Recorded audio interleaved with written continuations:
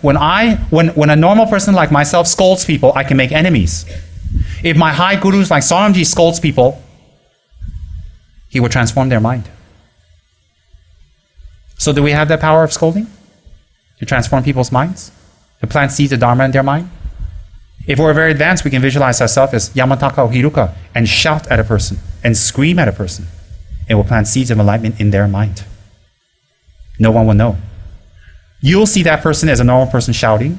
They'll see it as you shouting, and they'll be very angry. They probably hate you for the rest of their lives, but you planted Yamataka's blessing in them. Many ways. People don't understand. So people look, oh, that guru is so fierce, shout like that. People are very judgmental. They know nothing. They have no knowledge. High lamas can manifest themselves as a yidam and shout and clear obstacles. How do you know? There are high lamas who can shout at spirits and make them go away by shouting, get out! The spirit will run. Immediately. They don't need pujas. They don't need rituals. They can even burn their hair. They can send their hair to that place, and when they burn that hair, the smell of that lama will be there. The spirit will run. Why? They know who the lama is. Oh, they are very accomplished beings like that. You trust me. You don't think everybody's like you and me, clowns. Go to a Taoist master, put fools here, wear pendants, wear chakras, wear Vajragiris, buy another chakra, buy another book, do pujas, black tea, protect me, protect me. After the puja, the black tea, the chakras, you still see the guy with no head standing there. Think about it. Yeah, some of us do all kinds of meditation. When they wake up in the meditation, all the other monsters are sitting there going, and they're like, uh-oh. And some even do wrathful pujas, you know? They do wrathful pujas, and the spirits as pujas do a wrathful puja back. They drive car. Oh yeah. Don't be so presumptuous. But highly attained beings, not necessarily lamas, not necessarily men, women, not necessarily even Tibetan. Highly accomplished beings can take even their hair and burn it at a place. And those spirits will run. Oh, they will. You burn it. Highly accomplished beings. You can even go to the spirit and say your lama's name.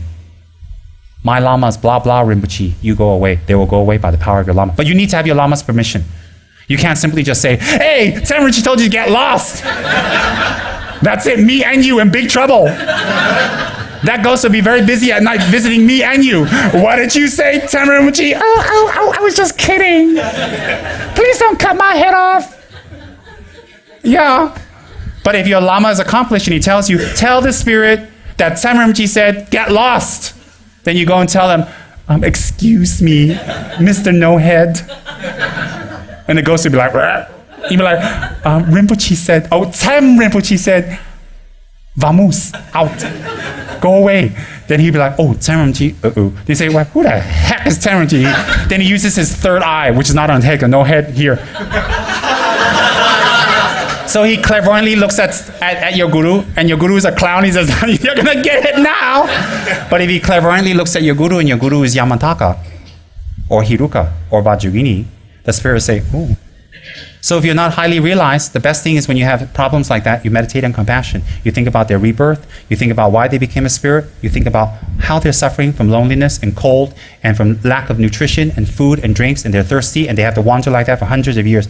You immediately make an offering of incense to the Buddhas to them, and you pray for them immediately. You don't try to do all kinds of weird supernatural meditations, because once they enter into you, that's it. You don't want to do some meditation on the smakra, you know? You open up your chakra, open, and then the guy goes in and close, and you're like, oh dear. And they can't enter. They can enter through your chakra here.